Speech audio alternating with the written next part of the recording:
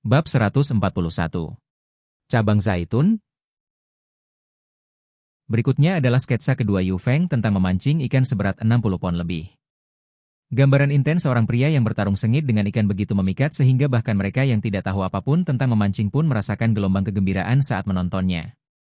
Platform tersebut tidak memiliki konten yang eksplosif, jadi wajar saja jika konten tersebut dengan cepat tersaring sebagai topik hangat di halaman depan.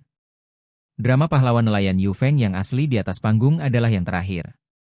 Konten ini sebenarnya sudah diunggah netizen kemarin, namun situsnya baru saja diperbarui. Peningkatan perlindungan untuk karya asli, lagu, dan sandiwara yang mengklaim sebagai ciptaan asli memerlukan konfirmasi kepemilikan hak cipta dari pencipta untuk diunggah secara normal.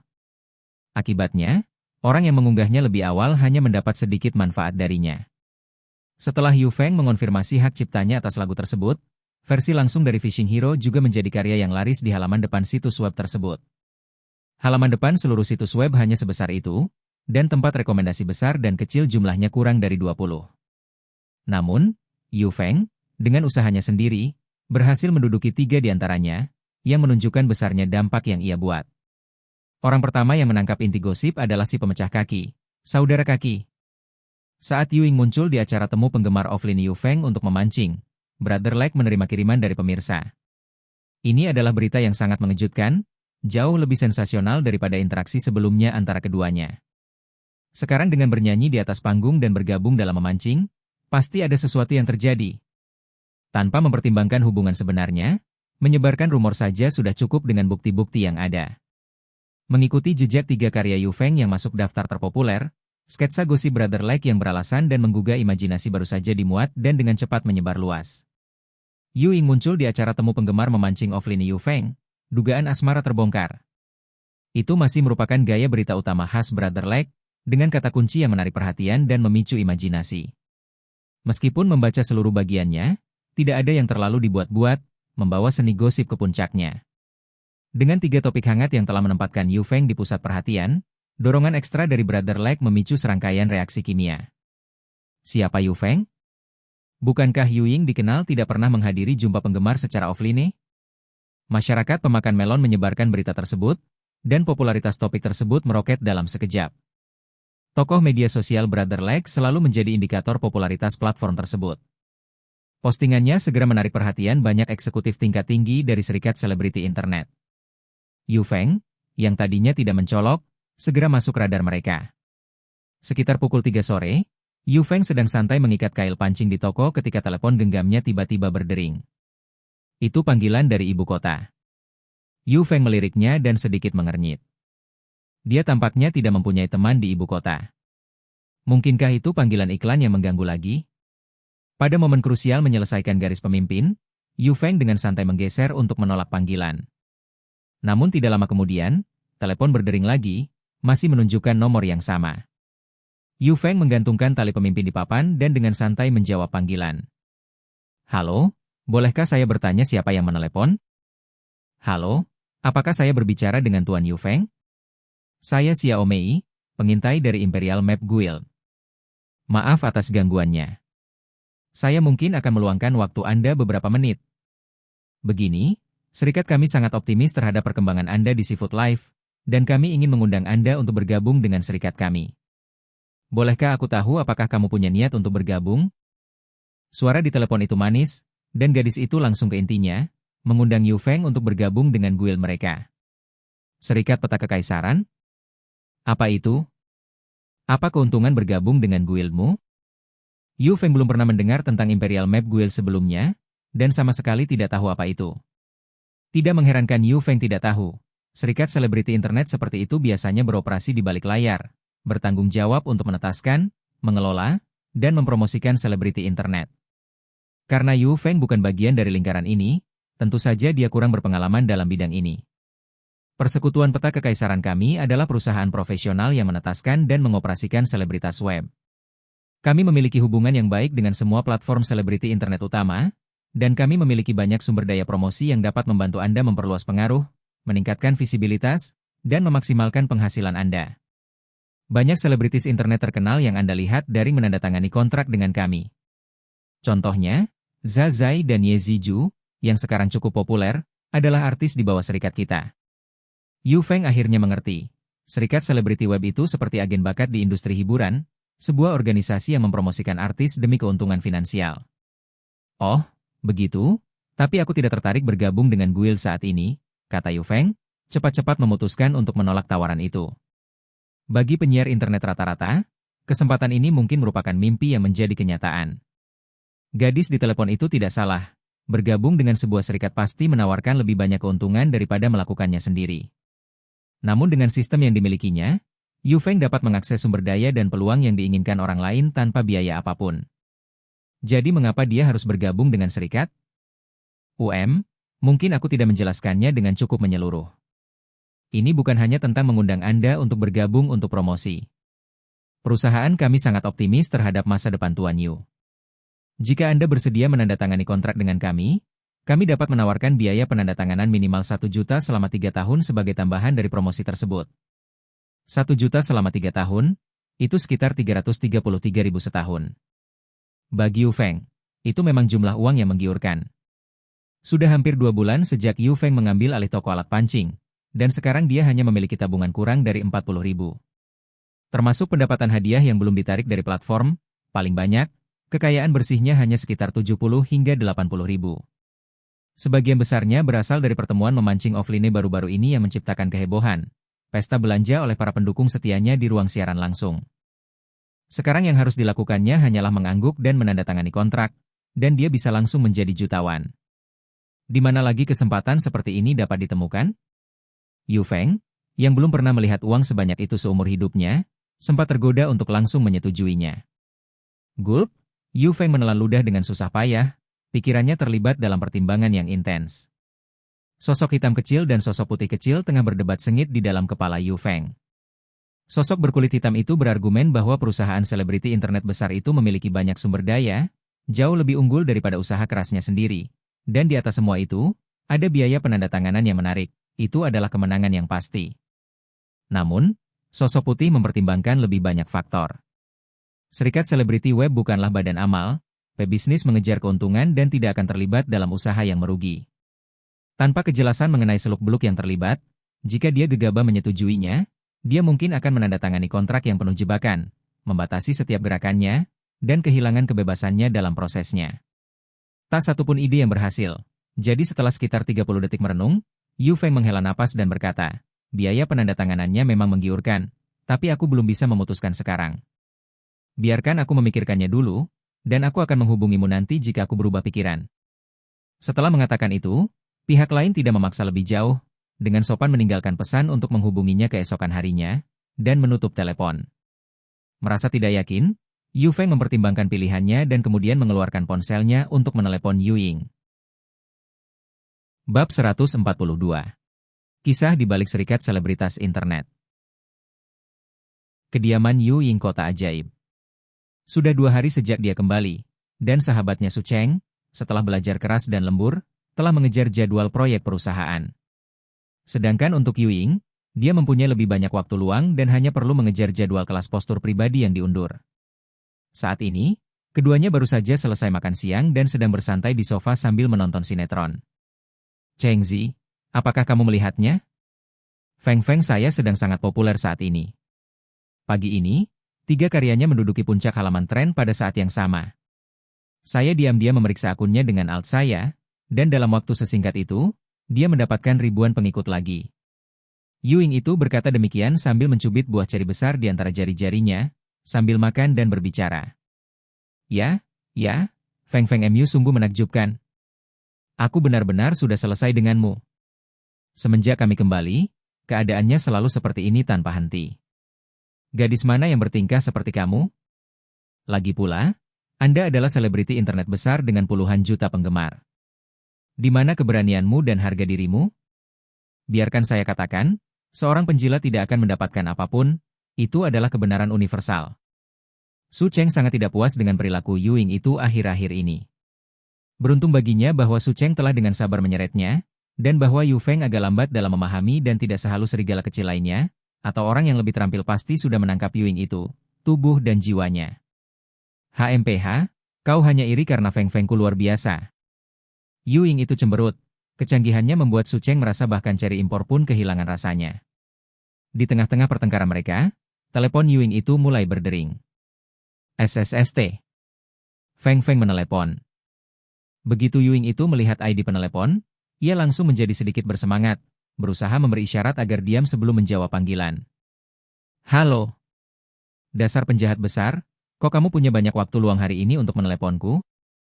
Yu Feng tampaknya tidak menangkap nada sedikit kesal dari Yuing itu dan langsung ke pokok permasalahan. Halo, apakah kamu sudah makan siang? Pembuka percakapan kuno semacam ini akan membuat orang lain jengkel, dan si Yuing mungkin sudah melempar ponselnya ke samping. Tetapi jika datang dari Yu Feng, rasanya seperti usaha romantis yang murahan namun manis. Baru saja selesai, sekarang aku bersama Cheng Zi, melahap buah setelah makan siang. Cherry, mau coba satu?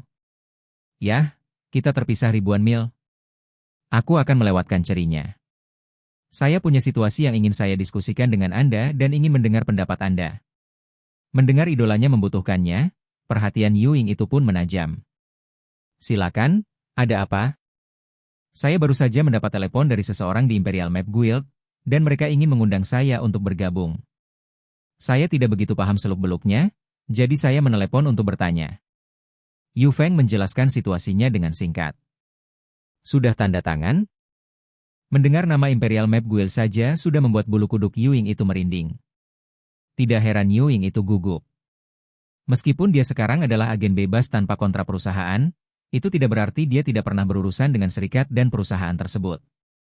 Saat Yuing itu pertama kali mulai disiarkan langsung, dengan kurang dari 100.000 pengikut, ia ditemukan oleh pencari bakat. Melihat tanda-tanda awal ledakan popularitasnya dan banyaknya serikat yang tertarik merekrutnya, ia pun mencoba menghubunginya. Mereka menawarinya kontrak sebesar 500.000 selama 3 tahun, beserta sebuah kesepakatan. Anak perempuan berbeda dengan anak laki-laki. Selama mereka memiliki daya tarik visual yang tinggi, aspek-aspek lain bisa menjadi hal yang sekunder. Karakter, kemampuan, bakat, semua ini dapat dikembangkan nanti oleh banyak pelatih khusus. Untungnya, Yuing itu tanggap terhadap hal-hal ini dan menunjukkan kontrak itu kepada Su Cheng. Setelah mempelajarinya bersama-sama, kedua sahabat itu mengidentifikasi beberapa klausa yang mungkin tidak tampak penting bagi orang yang tidak terlatih tetapi sebenarnya sangat rumit. Misalnya, hukuman atas pelanggaran kontrak adalah 20 kali biaya penandatanganan. Itu 10 juta. Saat itu, guild yang dia sebutkan, itulah yang baru saja dibicarakan Yu Feng, peta kekaisaran. Tidak, bagaimana mungkin aku menandatangani kontrak dengan sembarangan? Tapi pihak lain tampaknya cukup tulus, menawarkan bonus penandatanganan sebesar 1 juta selama 3 tahun. Jawab Yu Feng. Baguslah kamu belum menandatanganinya. Serikat selebriti internet hanyalah versi daring dari agensi bakat selebriti. Mereka menghasilkan uang melalui potongan hadiah, tampil di berbagai acara, atau melakukan dukungan e-commerce. Mereka memang punya banyak sumber daya yang bisa bikin orang iri, tapi setelah penandatanganan, bakal ada pula berbagai macam pembatasan yang ketat, bahkan sampai keras. Menurut saya, promosi dan kehebohan itu tidak benar-benar menguntungkan saluran luar tempat Anda menginap. Bahkan jika mereka ingin membuat Anda terkenal, efeknya sangat terbatas. Anda sebaiknya fokus pada lebih banyak siaran langsung berkualitas tinggi. Acara memancing seperti terakhir kali itu hebat.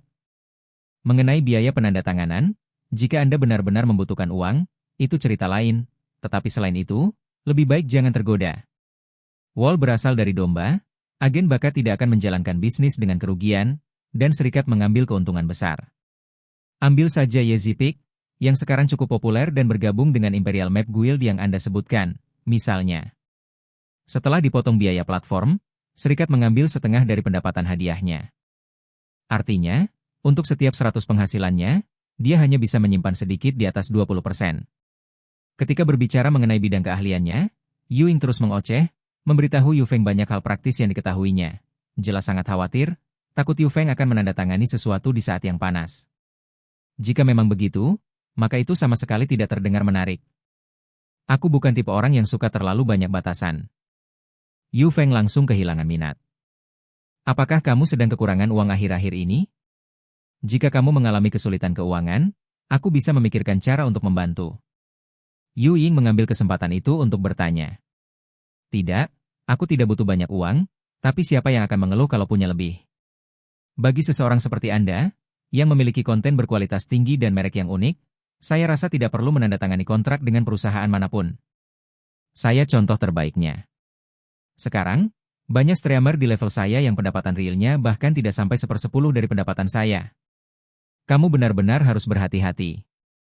Baiklah. Sekarang saya mengerti. Terima kasih, saya akan menutup telepon sekarang. Ayo ngobrol kalau kita sama-sama senggang. Yu Feng, setelah mendapatkan jawaban yang diinginkannya, mengucapkan selamat tinggal dan mengakhiri panggilan. Nada sibuk panggilan terputus terdengar di telepon, dan mulut cantik Yuing langsung mengerucut karena tidak senang. Si brengsek itu, dia langsung menutup telepon setelah mendapatkan apa yang dia butuhkan tanpa bicara lebih lanjut denganku. Saya bahkan belum sempat mengucapkan selamat tinggal, dan dia sudah menutup telepon. Itu membuatku jengkel. Dari awal hingga akhir panggilan, Su Cheng mendengarkan dan melirik untuk berkata, dia pintar, setidaknya, tahu cara menelepon dan bertanya padamu. Jika dia sudah menandatangani kontrak, sudah terlambat untuk mengatakan apapun. Kau gadis bodoh, apakah kau lupa bagaimana aku memperingatkanmu? Kalau dia bilang sedang kekurangan uang sekarang, apa yang akan kamu lakukan? Terburu-buru tanpa berpikir? Jika Feng Feng benar-benar membutuhkan uang, tentu saja, aku tidak bisa hanya berdiam diri dan menonton. Yu Ying merasa sedikit emosional pada saat itu karena panggilan terputus, tetapi pada saat berikutnya, dia kembali menjadi dirinya yang dulu. Aku menyerah padamu. Su Cheng merasa terlalu lelah untuk mengkritik, karena Yu Ying sudah mencapai tahap di mana dia tergila-gila tanpa harapan. Setelah menetap selama beberapa hari, Yu Ying telah menyebutkan lebih dari sekali bahwa dia ingin menemui Yu Feng lagi. Jika hal ini terus berlanjut, pasti akan berakhir dengan bencana. Bab 143. Bangsawan. Sementara Yu Feng sedang berbicara di telepon dengan Yu Ying itu untuk membahas masalah penandatanganan, beberapa serikat selebriti internet besar juga sedang sibuk. Tanpa diketahui banyak orang, setelah menyewa profesional untuk meneliti akun Yu Feng secara menyeluruh, evaluasi potensial kembali lebih tinggi daripada harapan banyak eksekutif perusahaan. Orang ini, Yu Feng, dari awal karir streamingnya hingga sekarang, baru live kurang dari 2 bulan, dan sandiwara yang diunggahnya tidak terlalu banyak, totalnya kurang dari 30, dengan rata-rata 1 sandiwara setiap 2 hari. Namun kualitas sandiwara itu sangat tinggi. Meski jumlah penggemarnya sedikit, sudah ada beberapa sandiwara yang ditonton lebih dari 100.000, bahkan 200.000 kali. Itu hanya data permukaan yang terlihat. Angka-angka yang diperoleh dari sistem backend mitra kooperatif bahkan lebih dilebih-lebihkan. Sejak Yu Feng mulai streaming, sejumlah besar penggemarnya telah menonton dari awal hingga akhir streamingnya. Dan tingkat tip rata-rata, tingkat klik ganda rata-rata, dan berbagi ruang langsung dan kinerja data backend lainnya semuanya sangat bagus. Menunjukkan tingkat kelekatan yang tinggi dari para penggemar dan interaksi yang luar biasa dalam semua aspek. Bukan hanya titik-titik data ini sangat bagus, yang benar-benar menarik perhatian dan membuat orang-orang takjub adalah MV Yu Feng pertama yang didedikasikan untuk Yu Ying tersebut. Serta, top fishing value, asli yang baru-baru ini diunggah. Bagi para streamer luar ruangan, memiliki keluaran konten yang stabil dan umpan balik positif dari pengguna sudah merupakan sebuah pencapaian.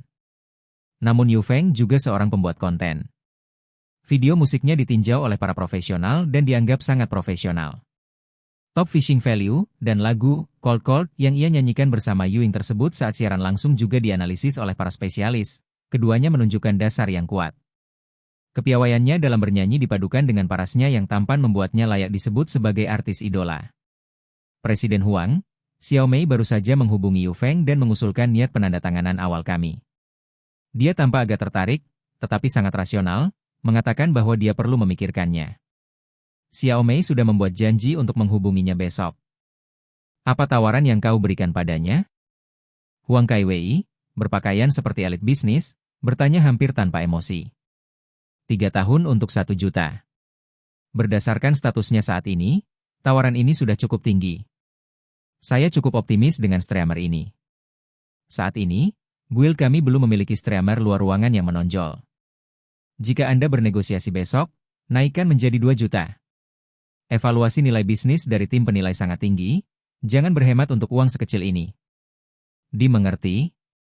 Setelah menyelesaikan panggilan dengan Yu Ying itu, Yu Feng menerima 2 panggilan lagi pada sore harinya, keduanya mengaku sebagai penanggung jawab serikat selebriti internet, mirip dengan serikat peta kekaisaran, yang menyatakan minatnya pada potensi Yu Feng dan ingin menandatangani dan mengolahnya. Salah satu serikat selebriti internet bahkan menawarkan biaya penandatanganan yang lebih tinggi sebesar 1,5 juta untuk 3 tahun, dengan gaji tahunan sebesar 500.000, yang dapat menyaingi gaji pekerja kasar di beberapa perusahaan menengah. Namun setelah beberapa saat terdorong, Yu Feng menenangkan diri dan menolak tawaran tersebut. Popularitas 3 karya yang sekaligus masuk daftar panas masih ada, dan di bawah gosip penggemar, sandiwara tentang mematahkan kaki anjingku juga terdorong ke daftar panas halaman depan. Hal itu menimbulkan kehebohan, karena nama Yu Feng sekali lagi muncul di benak para pengguna biasa. Pada hari berikutnya, jumlah penggemarnya bertambah lebih dari 20.000, sehingga jumlah total pengikutnya mendekati angka 60.000. Pada titik ini, beberapa orang mungkin mencibir pada 20.000 pengikut baru, mengingat bagaimana selebriti internet besar dapat langsung menduduki puncak tangga lagu, mendapatkan puluhan ribu atau bahkan ratusan ribu pengikut baru dalam satu siaran langsung. Bahkan ada kasus nyata seorang komedian streamer yang mendapatkan 1 juta pengikut baru dalam semalam dengan merilis lagu menarik berjudul Du Du Du. Tetapi Yu Feng benar-benar berbeda dari pembawa acara hiburan tersebut. Sederhananya, menurut pasar kipas di platform tersebut, biaya untuk memperoleh kipas hiburan biasa kira-kira antara beberapa sen hingga 1 atau 2 yuan. Sedangkan dalam kategori kecil memancing di luar ruangan, biaya untuk memperoleh kipas yang presisi bisa mencapai Agustus 10 yuan. Jika dihitung dengan standar ini, potensi pendapatan dari 20.000 penggemar Yu Feng bisa mencapai 160-200.000 yang menakutkan. Itu sudah dianggap hasil yang sangat bagus. Popularitas di platform tersebut masih berlanjut, tetapi selama 2 hari berikutnya, Yu Feng tidak terlalu memperhatikannya. Mengorganisir acara secara pribadi sangat menguras tenaga, dan setelah tinggal di toko selama 2 hari, Yu Feng berangsur-angsur pulih. Selama periode ini, Yu Feng juga menerima telepon dari para eksekutif beberapa serikat selebriti daring. Jumlah penandatanganan terus meningkat, dengan Golden Eagle International Guild bahkan menawarkan biaya penandatanganan sebesar 8 juta untuk 10 tahun, tetapi Yu Feng tetap tidak tergerak. Upaya besar untuk merayunya telah gagal, dan komunikasi dengan Yu Ying memainkan peranan penting. Yu Feng memusatkan pikirannya pada hal lain, tidak lagi berinteraksi dengan orang-orang ini, dan akhirnya bahkan tidak mau menjawab teleponnya. Sikap menjaga jarak dengan orang lain ini membuat para eksekutif beberapa serikat menjadi sangat marah tetapi tidak berdaya untuk berbuat apa-apa. Yu Feng tidak menjawab panggilan telepon atau membalas pesan pribadi, dan beberapa orang berharap untuk mendongkrak popularitasnya dengan menghabiskan uang untuk siaran langsungnya, tetapi Yu Feng tidak melakukan streaming selama beberapa hari terakhir, sepenuhnya mengambil pendekatan tidak ikut campur dalam mendapatkan penggemar. Setelah membereskan berbagai masalah yang menumpuk di toko, kehidupan Yu Feng kembali tenang. Setelah kegiatan baru-baru ini, Yu Feng merasa bahwa mengandalkan sepeda motor kecilnya atau menumpang teman-temannya cukup merepotkan. Setelah menghitung angka-angka dengan cepat, ia memutuskan untuk membeli mobil kecil untuk bepergian. Dalam kehidupan sebelumnya, Yu Feng begitu terbebani oleh hipoteknya sehingga dia hampir tidak bisa bernapas, apalagi mempertimbangkan untuk membeli mobil. Sekarang setelah dia memiliki sejumlah uang lebih, membeli mobil menjadi prioritasnya. Saat mengobrol santai dan minum teh dengan Liu Fengnian, Yu Feng mengutarakan idenya begitu saja. Kebetulan, Liu mengetahui bahwa pabrik mekanik tersebut memiliki beberapa mobil bekas yang dikembalikan untuk kredit yang perlu ditangani. Untuk keperluan bepergian, mereka sangat hemat biaya. Dengan hanya sekitar 100.000 atau 80.000 di sakunya, Yu Feng tidak pernah mempertimbangkan untuk membeli mobil mewah. Setelah melakukan riset, ia pun segera menyukai Nissan Tiida 2015, yang jarak tempuhnya kurang dari 30.000 km dan berada dalam kondisi cukup baik. Dengan bantuan Liu dalam negosiasi, Yu Feng mendapatkannya dengan harga yang sangat rendah yaitu 55.500 yuan. Bahkan pedagang mobil bekas pun akan menginginkan kendaraan berkualitas seperti itu. Yu Feng tentu saja tahu bahwa Liu telah melakukan upaya besar atas namanya. Memanfaatkan kesempatan untuk pindah mobil sebagai dalih, Yu Feng mentraktir semua orang dengan makanan yang layak. Setelah makan sepuasnya, dia diam-diam menyelipkan amplop berisi uang kepada Liu, yang mengembalikannya keesokan harinya saat dia datang ke toko untuk minum teh, tanpa ribut-ribut. Liu telah memberikan nasihat, mengerahkan upaya, dan menyediakan peralatan untuk membantu Yu Feng dalam usahanya memancing. Sekarang setelah dia menghemat uang Yu Feng setidaknya 10 hingga 20.000 yuan untuk mobilnya, tidak berlebihan jika menyebut Liu sebagai seorang dermawan. Ketika Liu mengembalikan amplop merah itu, hal itu mengusik Yu Feng, yang mulai berpikir di waktu senggangnya tentang bagaimana cara membalas budi dan kebaikan itu. Ternyata meskipun Liu tidak peduli dengan uang, ada hal-hal yang disukainya. Suatu hari, saat Yu Feng sedang menyegarkan sistem mall, ia melihat sebuah batang yang dapat diperdagangkan. Tongkat hitam yang dapat diperdagangkan 15 kaki, batang polos tanpa cat atau tanda merek apapun, dibuat menggunakan proses berteknologi tinggi, menawarkan kinerja biaya yang sangat tinggi.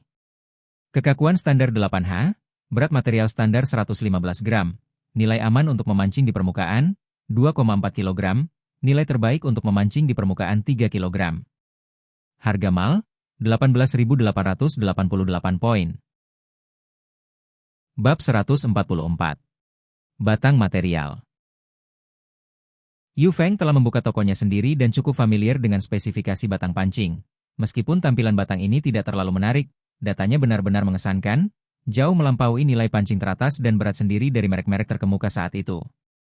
Setelah mengincar tongkat ini, Yufeng tidak ragu untuk membelinya menggunakan poinnya. Pandangannya tampak kabur sesaat, lalu sebuah tongkat pancing yang dikemas sederhana muncul di tangan Yufeng. Kemasannya yang polos tetap mempertahankan gaya minimalis sistem yang konsisten, dan Yufeng hampir tidak sabar untuk membukanya dan memeriksa detail joran pancing tersebut. Secara keseluruhan, detail yang sebenarnya terasa lebih halus daripada yang ia bayangkan. Joran pancing itu tidak memiliki logo atau nama, persis seperti yang dideskripsikan, joran yang tidak bisa lebih polos lagi.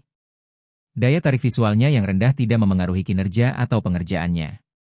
Ada juga batangan polos setengah jadi yang dijual di pasaran, tetapi sebagian besarnya mengambil jalan pintas sampai batas tertentu.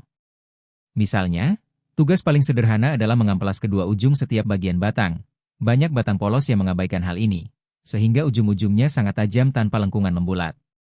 Lebih parahnya lagi, penahan belakang bagian pertama batang ujung tidak disegel, yang mana selama penggunaan normal, jika batang terendam terlalu dalam, membuat air mudah masuk, sehingga memerlukan penyesuaian tambahan oleh pembeli. Masalah umum ini sama sekali tidak ada pada tongkat yang dipegang Yufeng. Tongkat itu terlalu halus, dengan detail yang sempurna. Setelah menerima tongkat itu, Yufeng mengambil foto dan mengirimkannya ke Liu Fengnian melalui WeChat. "Liu, kamu sibuk? Baru saja mendapat sesuatu yang bagus, ayo bantu aku mempelajarinya saat kamu senggang." Liu Fengnian langsung menjawab, "Pancingan? Saya hanya minum teh dan tidak melakukan apapun dalam perjalanan." Kurang dari 10 menit kemudian, Liu Fengnian pergi ke toko Yufeng. "Mainan baru apa yang kamu dapatkan kali ini?" Liu Fengnian mulai melihat sekeliling begitu dia masuk, tidak menunjukkan rasa hormat terhadap Yufeng. Aku punya contoh batang yang katanya berkinerja sangat baik, ayo lihat." Yufeng mengambil batang itu dari balik meja dan menyerahkannya kepada Liu. Seperti jenderal zaman dahulu yang mencintai pedang dan kudanya, tak ada pemancing yang dapat menahan diri untuk tidak mencintai joran pancing. Liu mengambil joran tersebut dan langsung memeriksanya secara profesional. Bahan ini benar-benar ringan. Liu memberikan kesan pertamanya begitu memegang tongkat itu. Menurut spesifikasi resmi, bahannya 115 gram, dengan nilai aman untuk memancing di puncak sebesar 2,4 kg, kata Yufeng dengan bangga. "Itu agak mengada-ada, saya rasa itu beratnya, tapi nilai tertinggi untuk memancing tampaknya terlalu mengada-ada. Joran berbahan karbon tinggi ini sangat tidak stabil dalam nilai puncak memancingnya, 9 dari 10 kali itu hanya tipuan." Liu menanggapi sambil menggoyangkan tiap bagian batang itu, yang sedikit bergetar di tangannya, dan terasa lebih kaku dari yang diharapkan. Setelah penilaian kasar dengan menggoyangkan batang tersebut, Liu kemudian menekan ujungnya ke langit-langit. Ini juga merupakan metode untuk mensimulasikan kondisi pertempuran sesungguhnya untuk menguji batang tersebut, menekan dengan lengannya untuk melihat dengan jelas kurva tegangan dan kekakuan batang tersebut. Banyak joran yang terlihat memiliki aksi yang bagus di tangan, tetapi dalam pertarungan sesungguhnya, joran tersebut bisa saja roboh.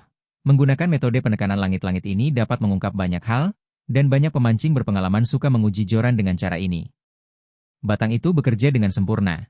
Deformasi gaya keseluruhan tidak menunjukkan kendur yang jelas, dan kekakuannya cukup mengesankan. Lumayan, tongkat ini buatan asli. Kekakuannya sebanding dengan batang 8,5H saya tetapi jauh lebih ringan. Satu-satunya yang menjadi perhatian adalah nilai memancing teratas. Joran jenis Black Pit ini bagus untuk mencengkram ikan, tapi saya khawatir joran ini bisa patah kalau ditarik terlalu keras saat ikannya menggigit kuat. Mendengar ini, Yufeng berkata, "Itu mudah dilakukan, mari kita uji saja." 2,4 kg, mengambil 4 botol air mineral seharusnya sudah cukup. Sebotol air mineral berisi 550 ml, sedikit lebih rendah dari nilai aman. Sangat cocok untuk menguji beban berat. Bukankah itu agak berisiko? Bagaimana jika batangnya meledak? Jangan khawatir, itu hanya contoh. Kita bahkan tidak tahu apakah itu akan diproduksi massal. Kalau meledak, biarlah begitu. Melihat Yu Feng mengambil tanggung jawab penuh, Liu Fengnian pun ikut merasakan keinginannya. Lalu mereka berdua langsung membawa tongkat itu ke area luas di luar pintu toko, menggantung air mineral, dan mulai bermain-main. Menilai kekuatan sebuah joran sangatlah penting, dan salah satu aspek kuncinya adalah nilai kekuatan pancing, yang terbagi menjadi nilai pancing normal dan nilai pancing puncak. Memancing normal berarti joran memiliki sudut tidak lebih dari 60 derajat dan batas ketahanannya diuji dengan beban di ujung depan. Top fishing value lebih menantang. Joran dimiringkan lurus hingga 90 derajat, menguji kapasitas menahan beban. Yu Feng sangat yakin dengan hasil sistem joran tersebut, jadi dia melewatkan uji nilai memancing normal, mengikat simpul kecil di ujungnya, dan langsung menggantungkan 4 botol air. Hati-hati, jangan menyakiti siapapun. Liu Fengnian memperingatkan Yu Feng. Tidak masalah. Ayo kita lakukan ini. Yu Feng memasang kuda-kuda kecil, memegang gagang bawah dengan tangan kirinya, mendorong ke atas dengan tangan kanannya, dan berhasil mengangkat air mineral itu dari tanah dengan mantap. Karena batang itu terbuat dari bahan yang lebih ringan, Liu Fengnian tidak optimis sebelum pengujian. Beratnya hampir 20 gram lebih ringan, yang pastinya dapat memengaruhi kekuatannya. Namun, pengujian sesungguhnya jauh melampaui ekspektasi. Kelengkungan batang setelah menahan beban sangat sempurna, dan transisi pada sambungannya sangat halus tanpa sudut tajam. Yang paling memuaskan Liu Fengnian adalah kekuatan pinggang tongkat itu. Dengan 4 botol air mineral di atasnya, titik tegangan maksimum batang itu berada di sekitar bagian tengah atas segmen ketiga, setidaknya 15 cm lebih tinggi dari batang biasa. Perlu dicatat bahwa pada batas desain, setiap perbaikan kecil sangatlah berharga. Fakta bahwa batang ini dapat mempertahankan kekakuan dan kekuatan demikian namun tetap ringan berarti kinerjanya jauh lebih unggul dibandingkan batang pada umumnya. Bagus. Tidak buruk. Bagus sekali. Benda ini jauh lebih bagus daripada tongkat penyulut api lamaku. Dengan berat 115 gram, bahkan cocok untuk penggunaan frekuensi kompetitif. Penyetelan tongkat ini sungguh hebat. Tanyakan kapan akan dipasarkan, dan jika sudah tersedia, berikan saya satu. Melihat ketertarikan Liu Fengnian, Yu Feng tersenyum, mencabut tongkatnya, dan mengeluarkan air mineral. Mengapa harus menunggu hingga beredar di pasaran? Lebih baik mencicipinya sekarang. Anda sangat membantu dalam pembelian mobil, dan Anda bahkan menolak angpau untuk memperlancar urusan. Anda sebaiknya mengambil tongkat ini jika Anda menyukainya. Anggap saja ini hadiah dariku, meskipun aku orangnya keras kepala, tapi jangan pedulikan kalau agak kasar. Memang, kali ini Yu Feng secara akurat mengukur preferensi Liu Fengnian. Bahannya sendiri tidak penting. Pada usia Liu Fengnian, dia tidak lagi peduli dengan estetika dan lebih fokus pada kepraktisan. Tongkat tempur Black Pit harus kuat dan tahan lama. Jika selain itu, joran ini bisa sangat ringan, maka inilah yang terbaik yang ada. Dan jelas, joran ini memenuhi semua harapan Liu Fengnian dengan sempurna. Membantu Anda hanya karena saudara-saudara kita cocok, aset pabrik bukan milik saya sendiri. Lebih baik salah satu di antara kita yang diuntungkan daripada orang luar yang mengambil keuntungan, lagi pula aku tidak membutuhkan uang itu. Tapi saya sungguh suka tongkat ini, kinerjanya sempurna, dan saya tidak akan bersikap basa-basi dengan Anda. Kata Liu Fengnian dengan murah hati. Bab 145. Berita ikan baru. Jika kau menyukainya, aku akan memperbaiki pegangannya untukmu. Kita bisa langsung bertempur setelahnya. Yu Feng sangat gembira melihat Liu Fengnian memegang tongkat itu. Sebenarnya, saya dengar Carpit di desa Dongxia sudah dibuka, dan saya diberitahu oleh seorang teman bahwa sesi pertama berjalan dengan baik. Kapan kita bisa pergi dan bersenang-senang? Saat membicarakan memancing, semangat Liu Fengnian terangkat, dan dia segera berbagi beberapa berita memancing dengan Yu Feng. Yu Feng telah menerima tugas tersebut tetapi belum mulai bertindak. Lubang yang dikunjunginya sebelumnya terlalu kecil untuk memenuhi persyaratan acara memancing 40 orang. Dia sibuk mencari Black Pit yang lebih besar. Berapa banyak tempat pemancingan yang dimiliki desa Dongxia? Seperti apa situasinya? Saat ini saya sedang mencari tempat yang jumlah penduduknya sedikit lebih banyak. Meskipun streaming langsung dari waduk itu bagus, itu tidak bisa berlangsung selamanya. Tampaknya menemukan Black Pit lokal yang bagus adalah pilihan terbaik. Akhir-akhir ini pengikutku meningkat pesat, banyak di antaranya yang baru. Banyak orang di grup ini mendesak saya untuk segera memulai siaran langsung, untuk mendapatkan wajah-wajah yang familiar. 60 tempat pemancingan, dan tingkat kehadirannya cukup tinggi. Saya melihat pengumuman yang mengatakan bahwa sesi berikutnya dimulai lusa pagi, dengan 6.000 pon ikan mas Tianjin akan ditambahkan besok sore. Biayanya 500, dan pembelian kembali ikannya $3 per pon. Ada juga sesi yang lebih besar senilai 10.000 pound akhir pekan ini, dengan biaya 800. Jika Anda mendaftar untuk kedua sesi, biayanya 1.200, dan Anda mendapatkan 1 pon cacing merah di atasnya. Kedengarannya bagus, apakah Anda sudah mendaftar? Hitung aku ikut. Ayo kita bersenang-senang. Mendengar tentang jumlah dan biaya penebaran ikan, Yu Feng tidak ragu untuk langsung setuju. Saya sudah kenal Xiao He selama bertahun-tahun, mendaftar hanya tinggal sepatah kata saja. Aku akan mendaftarkanmu juga. Oke. Pada titik ini, banyak orang yang tidak familiar dengan memancing di Black Pit mungkin akan mengeluh, tiket ikannya mahal banget, cuma orang bodoh yang mau pergi. Sebenarnya, prinsip bisnis yang mendasarinya tidak sesederhana kelihatannya. Bagaimana kita memahami pernyataan ini? Pesona memancing di Black Pit terletak pada peningkatan kepadatan ikan secara artifisial, yang secara signifikan meningkatkan sensasi memancing. Biaya yang lebih tinggi memerlukan pengeluaran yang lebih tinggi, tetapi bagi pemancing, pengeluaran ini bukanlah kerugian total. Ada unsur perjudian yang terlibat. Dengan pembelian kembali ikan seharga $3 per pon, jika keterampilan memancing Anda cukup baik, menangkap 170 pon ikan dapat menutupi biaya memancing Anda. Dan apa yang dimaksud dengan 170 pon ikan? Rata-rata 100 pon ikan per orang. Jika Anda dapat mengalahkan pemancing di kedua sisi Anda bisa menang. Sama seperti memancing ikan mas cucian sebelumnya, dengan kesempatan yang tepat, Anda bahkan bisa mendapat keuntungan. Bagi pemancing terampil seperti Yu Feng, menghadapi pemancing biasa umumnya memberinya keuntungan besar. Selama keberuntungannya tidak terlalu buruk, dia biasanya tidak akan kehilangan uang. Seperti dalam permainan kartu. Jika Anda yakin selalu bisa mendapatkan kartu bagus dengan kesempatan yang tepat untuk memainkannya, apakah Anda akan menolaknya? Jelas, sulit untuk menolak. Mereka yang benar-benar kehilangan uang seringkali adalah mereka yang keterampilannya buruk tetapi kecanduan besar terhadap permainan tersebut. Peserta ini biasanya masih baru dalam lingkaran, kurang pengalaman, namun memiliki tingkat pengeluaran yang tinggi. Kerugian merekalah yang menutupi kesenjangan keuntungan para bos tambang, sehingga industri khusus ini dapat terus berlanjut. Setelah menetapkan kompetisi untuk keesokan paginya, Yu Feng mulai mempersiapkannya di sore hari saat ia memiliki waktu luang. Mendekati hari buruh, seiring meningkatnya suhu, harga ikan mas cucian di Jiangsu melonjak, seringkali melebihi $10 per pon, yang menyebabkan tempat penangkapan ikan lokal beralih menebar ikan mas yang lebih terjangkau. Sementara tempat penangkapan ikan hitam tidak lagi menebar ikan mas cucian sama sekali. Memancing ikan mas cucian melibatkan pertimbangan berbagai pengaturan tali dan kombinasi umpan, dan memancing ikan mas juga memiliki persyaratan tertentu. Namun, karena ikan mas budidaya berukuran besar, umumnya berbobot 1,225 kg, ikan besar ini makan dengan sangat agresif, dan dibandingkan dengan ikan mas cucian, mereka tidak memiliki persyaratan yang tinggi untuk perakitan tali pancing. Persiapan Yu Feng relatif sederhana.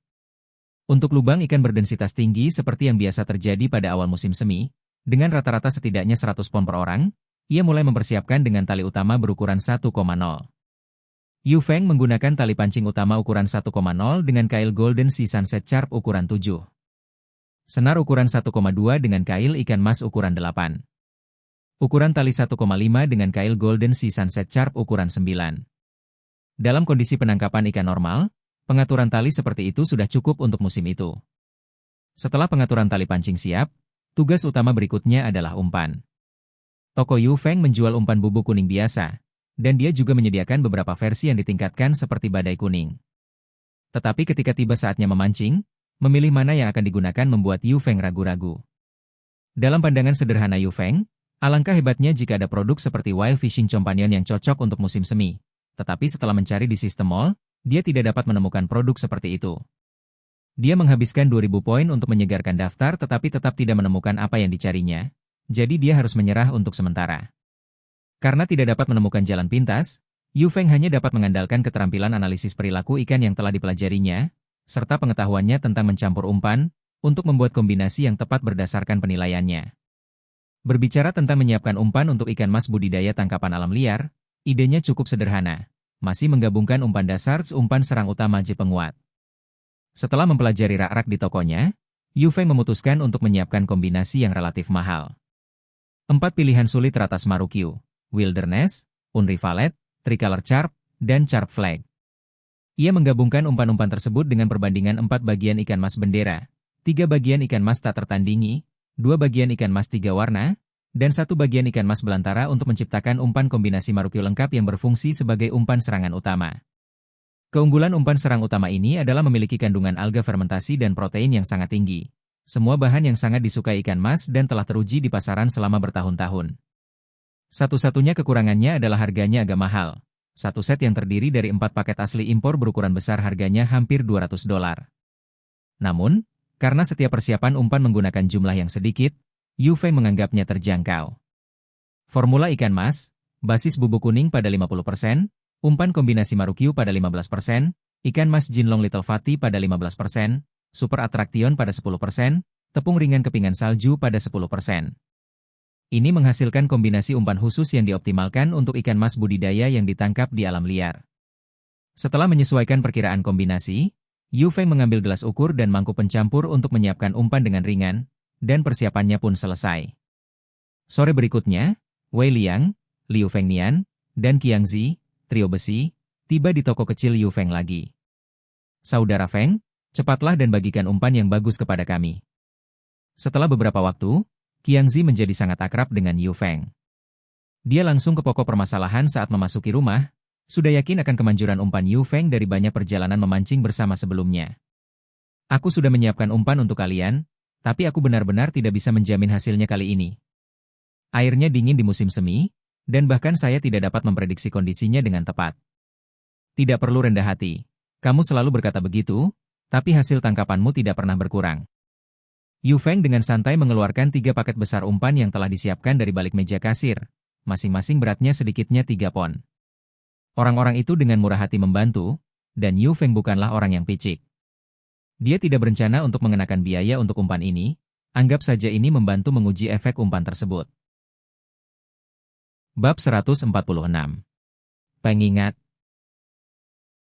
Haha, aku tahu saudara Feng solid, sudah menyiapkan kita.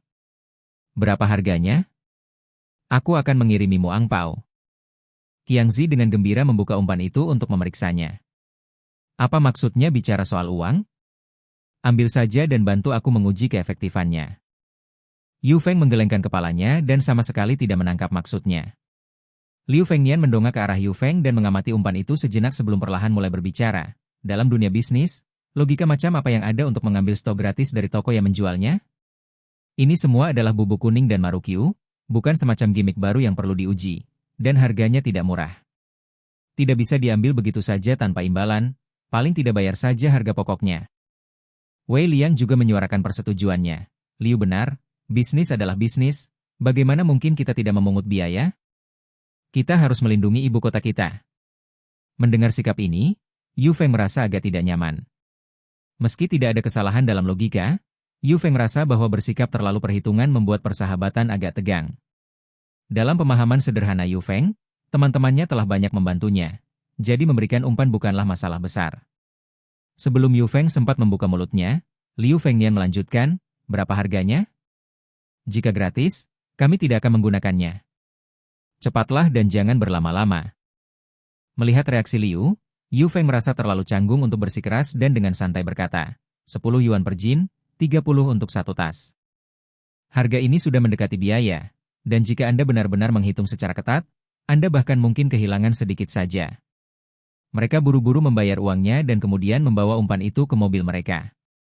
Ingatlah untuk bangun pagi besok, kita akan melihat bos Black Pit menjatuhkan ikan. Saya pergi.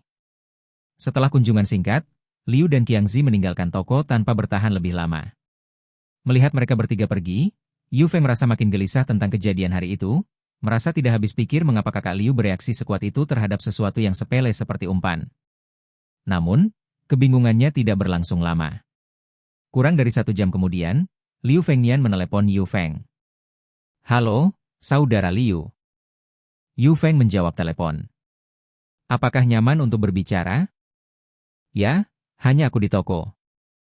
Tahukah kamu kenapa aku bersikeras membayar di depan mereka sore ini? Liu langsung ke intinya seperti biasa. Saya benar-benar tidak bisa memahaminya, itu bukan sesuatu yang berharga. Dibandingkan dengan bagaimana kalian biasanya membantuku, hal ini sangatlah sepele. Karena tidak ada orang lain yang hadir, cara bicara Yu Feng menjadi lebih santai, mengatakan apa adanya apa yang ada dalam pikirannya. Sudah kuduga, kau belum memikirkannya matang-matang. Bisnis adalah bisnis, dan persahabatan adalah persahabatan, keduanya hal yang berbeda. Biasanya, kami membalas sebagai teman, dan jika kami menghadapi situasi serupa, Anda tidak akan ragu untuk membantu kami kembali. Namun bisnis harus terlihat seperti bisnis, jangan sampai tertukar dengan persahabatan.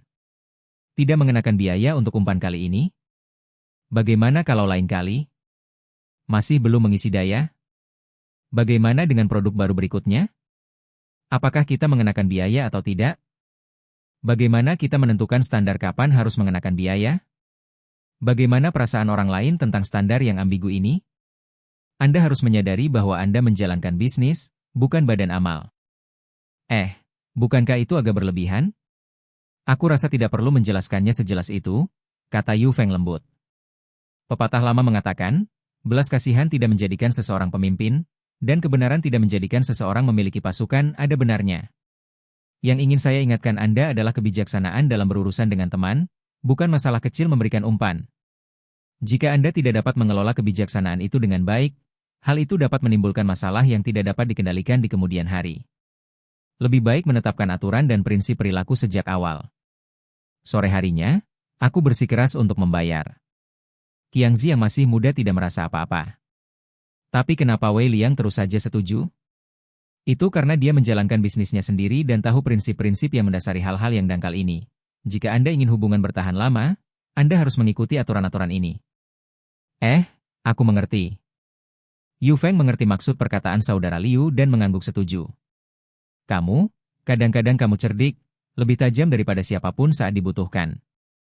Namun terkadang Anda benar-benar menggemaskan dan tidak tahu apa-apa. Jangan hanya menuruti kata-kataku, pikirkanlah saat kau senggang, apakah apa yang kukatakan ini masuk akal. Mari kita lanjutkan dari sini. Untuk hal kedua, kami baru saja selesai memeriksa penebaran ikan, dan ikan-ikan tersebut ukurannya cukup seragam, masing-masing beratnya sekitar 2,5 pon, dan tampak sehat. Menurut Xiao He, pada malam harinya kami sudah memiliki sekitar 47 atau 48 pendaftar, besok pasti akan jadi pertunjukan yang bagus. Bangun pagi untuk bertemu. Oke. Setelah menutup telepon, pemberitahuan sistem yang tidak terduga berbunyi. Ding. Selamat atas perolehan pemahaman yang lebih mendalam tentang hubungan interpersonal dan prinsip bisnis. Poin Lotre Goi 2000. Perkataan saudara Liu merupakan panggilan untuk bangun bagi Yu Feng, yang setelah merenung, menyadari bahwa memang ada kebenaran di dalamnya. Yu Feng hanya mengambil keputusan tergesa-gesa tanpa mempertimbangkan semua aspek secara matang karena dia sedang terlibat langsung dalam masalah tersebut. Setelah panggilan mereka berakhir, sistem secara tak terduga memberikan 2000 poin sebagai hadiah, yang merupakan bonus tak terduga. Setelah mengonfirmasi pengaturan untuk acara memancing yang tepat besok, Yu Feng merekam cuplikan dan mengunggahnya ke berandanya. Karena beberapa hari berlalu tanpa adanya siaran langsung, kelompok penggemar mulai gelisah, jadi siaran tersebut merupakan cara yang baik untuk menenangkan para penggemar. Pengumuman siaran langsung. Besok pagi tepat pukul 7, memancing ikan mas di Black Pit, 500 tiket, 100 pound per orang. Teasernya sangat singkat, hanya memberikan rincian tentang waktu siaran dan gambaran umum tentang kondisi memancing. Yu Feng bahkan tidak memperlihatkan wajahnya, tidak bisa lebih singkat lagi. Namun tidak lama setelah mengunggahnya, saat dia memeriksa kembali data untuk unggahan tersebut, Yu Feng hampir tidak dapat mempercayainya. Teaser yang begitu singkat, namun dalam waktu kurang dari 10 menit, telah melampaui 500 suka, lebih dari 200 dibagikan ulang, dan lebih dari 100 komentar. Sial, kau akhirnya muncul. Saya pikir perjalanan ke waduk telah membongkar Feng Bro sepenuhnya. Orang di atas, lebih percaya diri saja. Coba bayangkan mereka pergi memancing berdua. Bro Feng, semua orang sudah menyebarkan kabar kalau kamu dan Yuing lagi pada ngobrol banyak setelah kencan memancing offline. Apakah Anda sibuk menghibur wanita itu selama 2 hari terakhir ini? Penggunaan kata menghibur begitu ahli. Sampai-sampai saya terkejut dan merasa seperti ditipu.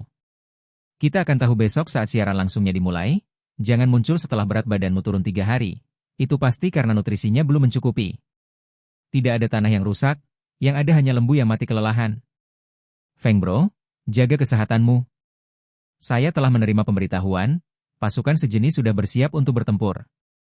Pemberitahuan siaran sederhana, dan bagian komentar dengan cepat dipenuhi berbagai gosip, dengan fokus utama berupa rumor tentang Yu Feng dan Yu Ying. Ketenaran ada harganya, seperti babi yang takut digemukkan. Dulu, Yu Feng akan senang melihat banyaknya aktivitas pada satu kiriman dalam sehari. Tetapi kini satu kiriman dalam waktu sesingkat itu menjadi begitu populer sehingga aturan sistem mendorongnya ke hotspot regional. Yu Feng menanggapi komentar-komentar jenaka dari netizen dengan tenang dan menertawakannya. Dia melakukan siaran langsung keesokan paginya dan pergi tidur lebih awal setelah mencuci muka, mempersiapkan diri untuk pertempuran besok. Bab 147. Tuan Li yang luar biasa. Pada pukul 4.30 pagi keesokan harinya, alarm di telepon genggamnya berbunyi, dan Yu Feng bangun dari tempat tidur, berpakaian dan keluar dari tempat tidur dengan gerakan lincah, dan dalam waktu yang sangat singkat, dia telah mengemasi barang-barangnya dan meninggalkan rumah.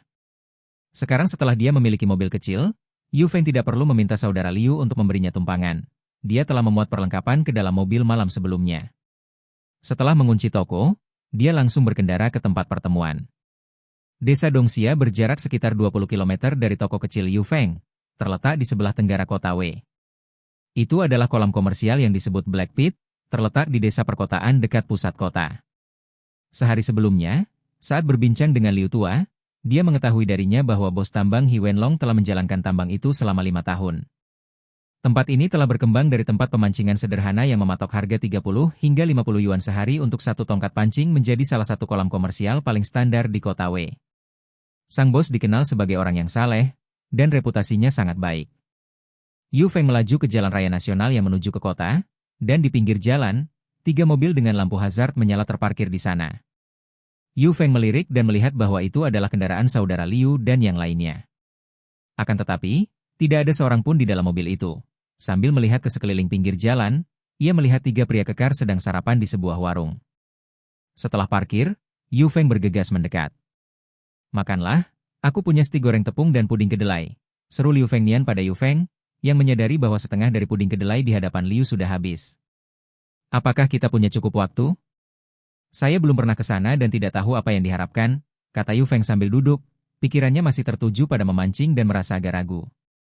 "Hanya setengah jam perjalanan paling lama, kita punya banyak waktu."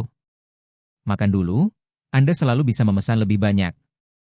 Kemarin saya mengecek pelepasan ikan, ikannya terlihat bagus, dan hari ini pastinya akan menjadi kompetisi yang ketat. Kalau perutmu tidak terisi, kau tidak akan bertahan sampai pagi."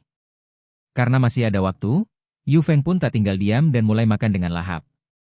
Saat Liu Tua dan Qiang Zi selesai makan dan menyeka mulut mereka, Yu Feng juga telah menghabiskan sarapannya. "Baiklah, kita sudah makan sampai kenyang, ayo berangkat." "Wah, kamu makannya cepat sekali. Ayo kita mulai."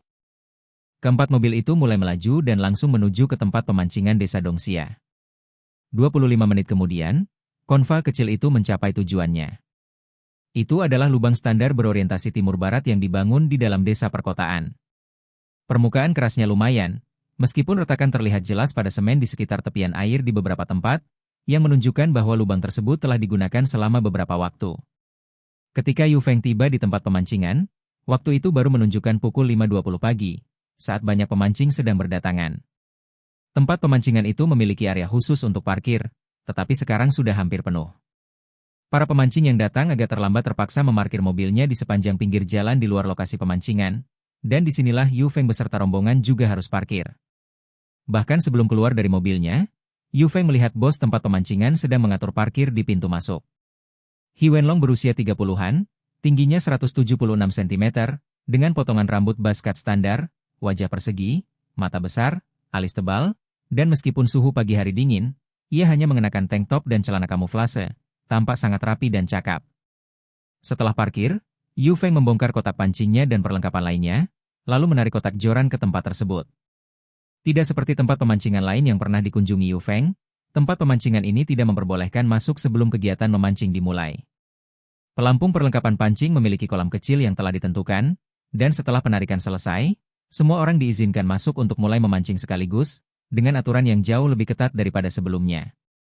Saat ini, cukup banyak orang yang sudah mulai sibuk mempersiapkan diri untuk mulai memancing, berjongkok menyiapkan umpan dan menyetel pelampung, bersiap menghadapi pertempuran yang akan datang. Yu Feng telah mendaftar untuk 2 sesi dan diberi cacing darah gratis. Ia memasuki halaman, dan tak lama kemudian Liu Tua datang menyeret cacing darah yang dibungkus koran untuk mengantarkannya. Kamu datang lebih awal, jadi aku bawakan kamu 1 pon tambahan. Kalau ada yang kehabisan cacing darah nanti karena ikannya menggigit, datang saja dan tanya aku. Tentu. Yu Feng mengambil bagian cacing darahnya dan mulai menyiapkan. Tahun ini adalah pertama kalinya Yu Feng memancing ikan mas di Black Pit, dan perlengkapan pancing serta pelampungnya untuk memancing ikan mas mulai menyentuh air untuk pertama kalinya. Akan tetapi, ia sama sekali tidak panik dan secara cermat mulai mengisi baskom dengan air, lalu menyiapkan umpan dan cacingnya, serta menyetel pelampungnya, dan segera menyelesaikan persiapannya. Saat dia sibuk mengatur detail-detail kecil pada peralatan lose powdernya, sebuah suara klakson yang melengking terdengar dari arah pintu masuk. Klakson mobil itu tidak berbunyi seperti klakson mobil biasa. Klaksonnya jelas dimodifikasi, sehingga mampu mengejutkan seseorang dari kejauhan. Yu Feng mendongak ke arah pintu masuk tetapi tidak melihat siapapun. Beberapa detik kemudian, pemilik suara itu tiba. Sebuah Mercedes G-Class muncul dengan mencolok ke tempat pemancingan itu. Bemper depannya berhenti tidak lebih dari 5 cm dari dinding bayangan di gerbang. Pintu masuk yang luas kini dipenuhi oleh sebuah SUV besar, yang akibatnya menjadi jauh lebih sempit, tetapi bos pit itu tampaknya mengenal pemilik G-Class tersebut. Dia hanya melirik, memastikan tidak ada masalah, menyapa mereka, lalu kembali keluar untuk mengatur parkir. Tak lama kemudian, seorang laki-laki keluar dari mobil, tingginya sekitar 1,80 meter, mengenakan pakaian pelindung matahari bermotif warna-warni, berkacamata hitam, dan topi baseball merah kecil, dan samar-samar terlihat rantai emas setebal jari kelingking di lehernya. Beberapa tatapan sederhana saja sudah cukup untuk memberi kesan seseorang yang flamboyan dan mewah. Pakaian mencolok pria itu dipadukan dengan perlengkapan mencoloknya, kotak pancing merah Cina 28L dan kotak pancing bercangkang keras dengan cetakan tengkorak berwarna-warni. Batang dan tiang jaring yang dipegangnya juga tampaknya bukan jenis yang murah. Yo, Tuan Li yang hebat ada di sini. Qiangzi melirik pria yang mengendarai G-Class dan tersenyum sinis. Siapa itu? Tanya Yu Feng dengan santai. Ini adalah pertama kalinya dia memancing di bagian kota ini, dan dia tidak begitu mengenal para pemancing di lingkaran Black Pit. Dewa pamer. Jika Anda menggambar titik di sebelahnya, Anda dapat dengan mudah menangkapnya. Namun, jangan tertipu oleh perlengkapan mewahnya. Dia bagaikan macan kertas, yang selalu mengisi angka-angka kemanapun dia pergi. Qiangzi jelas tidak menerima ucapan Tuan Li serius sama sekali. Kurangi omongan itu. Hentikan omong kosongmu. Liu Fengnian mengingatkan Qiangzi dengan suara pelan, yang kemudian mengerutkan bibirnya dan terdiam. Yu Feng mampu tetap tenang dan tidak terganggu dengan kehadiran sosok yang flamboyan itu, mengamatinya dengan santai sejenak sebelum kembali pada pekerjaannya membetulkan bedak tabur. Dia menambahkan air terlalu tergesa-gesa, sehingga campurannya tidak merata dan muncul gumpalan kecil di bedak tabur, yang perlu digosok halus dengan tangan supaya mendapat hasil lebih baik saat digunakan. Setelah bedak tabur disesuaikan, persiapan pun selesai. Peralatan umpan Yu Feng terdiri dari baskom berisi bubuk tumpuk, bola umpan cacing darah murni, dan bola cacing tanah yang dibuat dengan menambahkan air ke bubuk tumpuk untuk membuatnya lengket, peralatan standar yang serupa dengan pemancing lainnya. Sebelum mereka menyadarinya, waktu sudah menunjukkan pukul 6.10 pagi, dan pemilik Black Pit mengeluarkan kotak laci yang terbuat dari akrilik non-transparan. Perangkat ini jauh lebih profesional daripada kotak kardus acak yang digunakan sebelumnya, dengan 6 sisi, 5 buram dan 1 transparan. Selama pengundian, sisi yang transparan dapat menghadap semua orang, membuat proses meraih dan menangkap bola sepenuhnya transparan bagi pengamat. Berkumpullah, saudara-saudara. Waktunya untuk mengundi dan masuk, teriak He Wenlong, dan semua orang segera berkumpul di sekitar gubuk. Bab 148. Aturan. Setelah tiba di tempat pemancingan yang tidak dikenalnya untuk pertama kalinya, Yu Feng bersikap cukup rendah hati, berjalan bersama teman-temannya saat mereka perlahan-lahan menuju ke area undian berhadiah. Sepanjang waktu, ia mengamati perilaku orang banyak di sekelilingnya dan secara tidak sadar membuat penilaian tertentu. Memancing, seperti hobi lainnya, menunjukkan ciri-ciri yang dapat dibedakan antara yang sudah berpengalaman dan yang masih pemula, bahkan dalam penampilan luar seperti cara berpakaian. Dengan keterampilan wawasan, Yu Feng dapat memperoleh banyak informasi berguna dari detail kecil. Ambil contoh sederhana. Di tengah kerumunan, ada seorang pemancing parubaya berusia 40-an yang mengenakan topi baseball yang tampak biasa saja. Namun, Yu Feng menyadari bahwa topi ini tidak sederhana. Topi ini memiliki sebaris teks kecil yang memperingati final Piala Raja memancing Guang Wei di tepinya. Apa yang tersirat di sini? Itu menyiratkan bahwa jika topi itu milik si pemancing, minimal ia telah ikut serta dalam babak penyisihan Fishing King Cup. Kualifikasi dalam ajang tingkat tinggi seperti itu sendiri membuktikan keterampilan memancingnya, dan jika berhadap-hadapan dengannya, seseorang harus berhati-hati. Kurangnya perhatian sesaat dapat mengakibatkan Anda tertutupi olehnya. Melalui pengamatannya, Yu Feng menemukan lebih banyak informasi. Misalnya, hubungan antara pemilik lubang dan para pemancing yang berkunjung tampak baik, yang menunjukkan bahwa semua orang menghormati pemiliknya, He Wenlong. Selama waktu ini, Tuan Ken luar biasa, yang baru saja tiba di tempat pemancingan dengan cara yang menonjol, juga mendekati He Wenlong. Orang ini bahkan belum menyelesaikan 2 kalimat sebelum melingkarkan lengannya di bahu He. Meskipun dia tidak melawan dengan keras, dia jelas merasa tidak nyaman, karena Yu Feng melihat sekilas rasa jijik di dahinya saat itu. Apakah semua pemancing sudah datang? Aturan lama. Sebelum mengundi, mari kita verifikasi. Siapa yang akan melakukannya? Teriak He Wenlong sambil meletakkan sekantong bola pingpong yang dibawanya di tangan lainnya di atas meja kecil. Saudara Long, serahkan padaku. Tuan Ken yang hebat senang menjadi pusat perhatian dan mengambil tugas memverifikasi banyak hal dengan sombong. Pengundian dan verifikasi lot merupakan praktik yang secara bertahap menjadi populer dalam beberapa tahun terakhir di Black Pit. Awalnya, saat bermain di kolam berbayar ini, pemancing akan mengklaim tempat mereka sendiri. Banyak orang yang datang setengah malam lebih awal untuk mendapatkan tempat yang bagus, dan beberapa konflik mengenai tempat mengakibatkan perselisihan. Kemudian, mengklaim tempat selama penangkapan ikan resmi menjadi langka, beralih ke sistem pengundian yang lebih adil. Memverifikasi lot berarti meminta seseorang memeriksa keaslian dan jumlah lot. Dengan 60 tempat pemancingan di dalam lubang, maka harus ada 60 lot yang sesuai selama pengundian, tidak lebih dan tidak kurang, karena jika ada perbedaan berarti ada kecurangan. Itu logika sederhana. Verifikasi dilakukan di depan semua orang, dan dimungkinkan untuk mengambil 5 lot sekaligus. Setelah diundi, mereka segera dimasukkan ke dalam kotak pengundian, dan penghitungan pun cepat selesai. 12 kali tangkapan mengonfirmasi tepat 60 lot. Setelah verifikasi selesai, Tuan Ken yang mengagumkan menyeringai pada He Wenlong. Saudara Long, karena aku membantu memverifikasi, apakah aku boleh menggambar terlebih dahulu? Bagaimana kalau aku menggambar milikku sekarang? Haha, Li Chungen, apa yang kau lamunkan? Seorang teman yang akrab dengan Awe Some Ken menggoda sambil tertawa. Sekarang Yu Feng tahu bahwa nama pria yang agak mencolok itu adalah Li Chungen, nama yang agak unik yang sama sekali tidak cocok dengan sikapnya. Li, berhenti main-main. Kami akan mengundi sesuai dengan urutan pendaftaran. Saya punya daftarnya di sini. Aturan adalah aturan, tidak ada pengecualian. He Wenlong tidak memberikan ruang untuk perdebatan, dan dengan tegas menolak. Li Chungen tidak kesal, dia terkekeh malu dan berdiri di luar meja kecil, mengantri bersama orang lain. Ada 60 tempat, dan pada pagi harinya, semuanya terisi. Yu Feng dan rekan-rekannya, yang mendapat keuntungan dari hubungan mereka dengan Liu Fengnian, akan menggambar agak awal, mungkin diposisikan sekitar posisi ke-10 pada halaman pertama daftar pendaftaran. Sebelum menggambar, Yu Feng merenungkan dalam hati apakah dia harus mengaktifkan keterampilan aktif dari lencananya. Memancing memang merupakan kegiatan yang membutuhkan keterampilan, namun ketika memancing di Black Pit, hubungan antara hasil tangkapan dan lokasi juga sangat signifikan. Jika Anda menggambar titik tanpa ikan, ada pula risiko kerugian. Yu Feng ingin menguji efek lencana khusus ini untuk melihat bagaimana kinerjanya dalam kenyataan. Setelah mengambil keputusan, setelah namanya dipanggil, Yu Feng berpikir sejenak dan mengaktifkan keterampilan aktif pada lencana. Teman kakak Liu, kan? Ayo, anak muda, tarik undianmu. He Wenlong menyapa Yu dengan gerakan ramah saat dia mendekat. Yu Feng mengangguk dan tersenyum kecil, lalu memasukkan tangannya ke dalam kotak. Bola pingpong yang digunakan untuk undian semuanya berukuran sama, ditandai dengan nomor kursi menggunakan spidol. Yu Feng dengan santai mengambil satu. Wow! Beruntungnya kamu.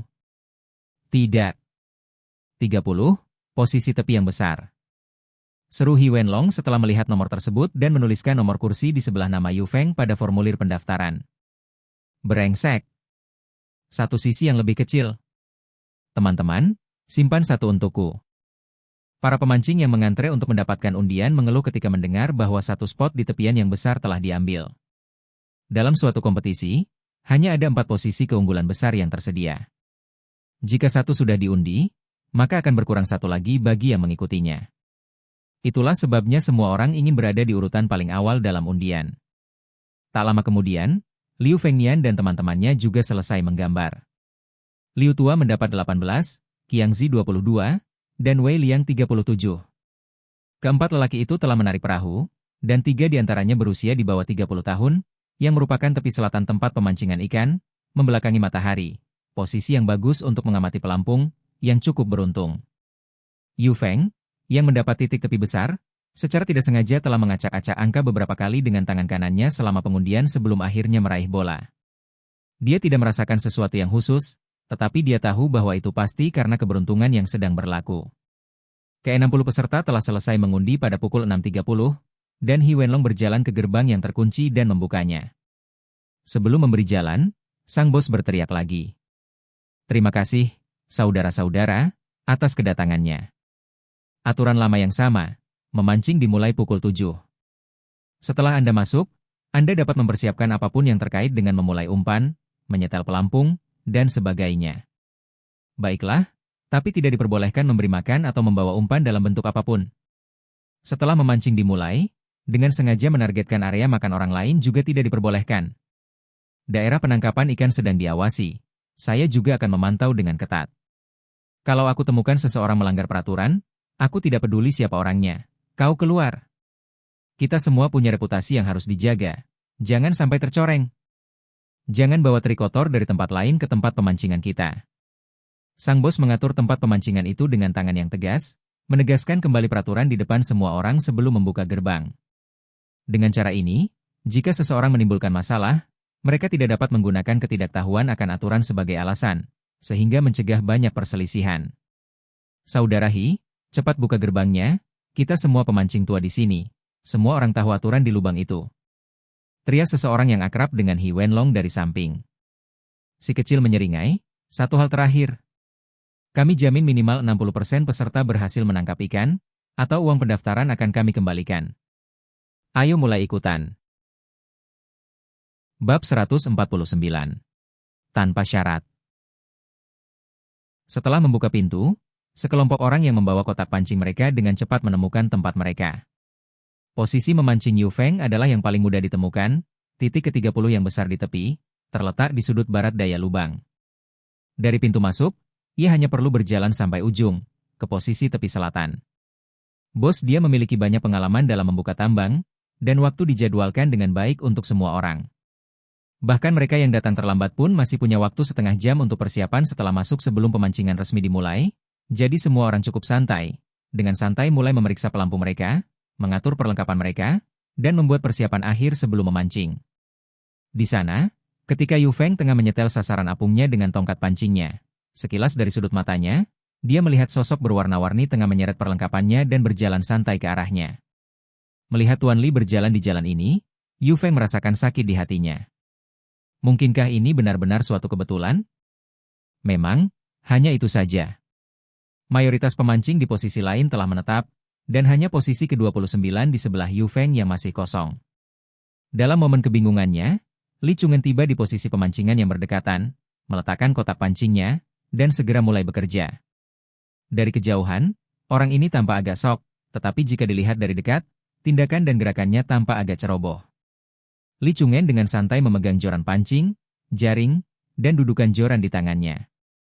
Setelah tiba di posisi memancingnya, ia dengan santai melemparkan joran pancingnya ke tanah dan mengeluarkan perlengkapan dari kotak joran untuk menyiapkan umpannya, tanpa peduli apakah ada pasir di tanah.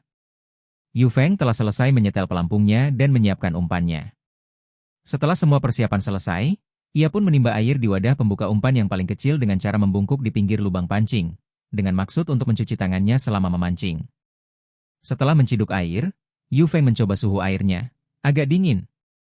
Air dingin umumnya tidak bagus untuk memancing, tetapi bagi Yu Feng, itu adalah kondisi yang menguntungkan. Dengan suhu air yang lebih rendah, ikan tidak akan terlalu aktif, dan ada kemungkinan besar mereka akan berkumpul di dekat tepian. Musim semi adalah musim ketika ikan-ikan memeluk tepian dengan paling erat.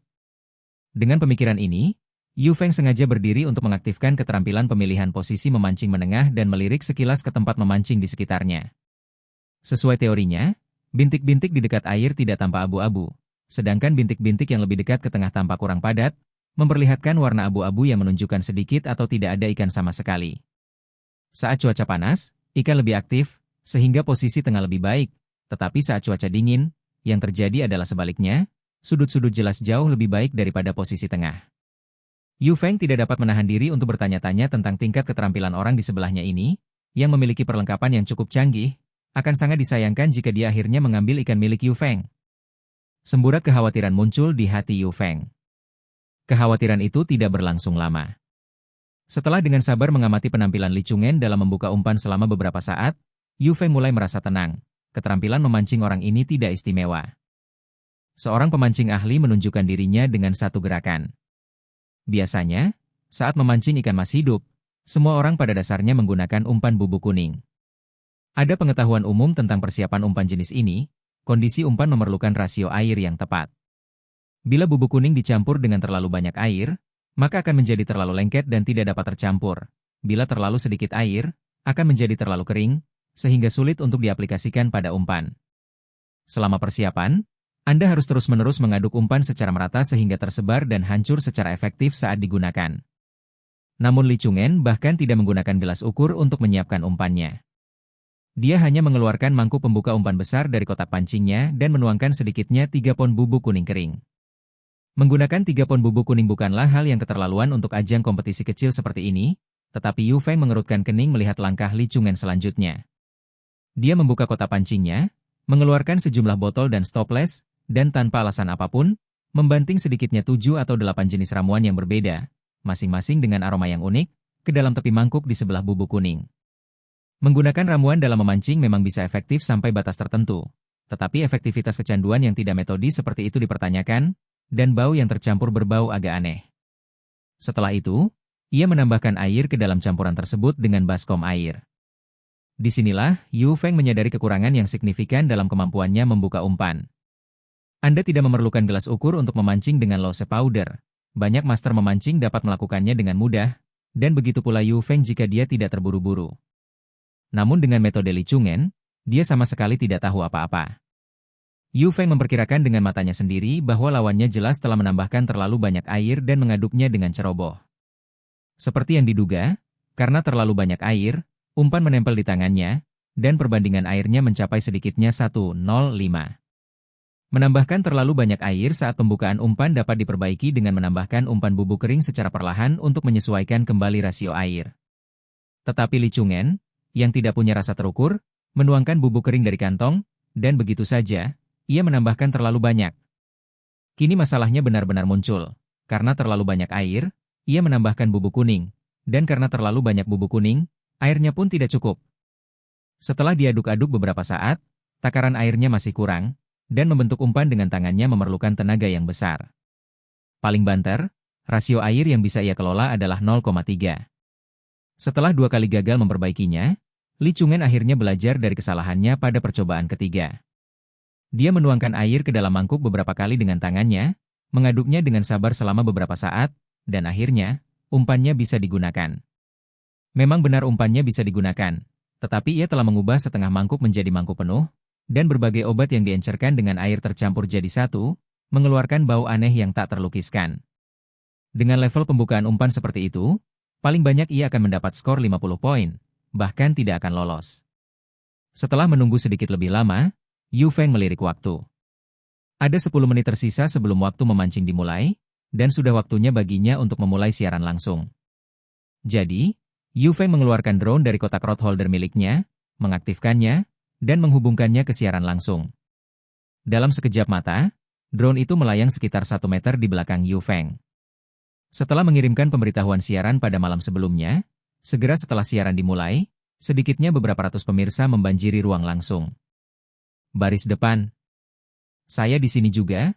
Yu Feng akhirnya memulai siaran. Ikan mas lubang hitam? Ikan mas kemungkinan besar akan tetap berada di dekat tepi sungai musim ini, sehingga sulit ditangkap. Orang di atas tampaknya melewatkan sesuatu. Bukankah kelihatannya Yu Feng saat ini sedang berada di posisi memancing tepi?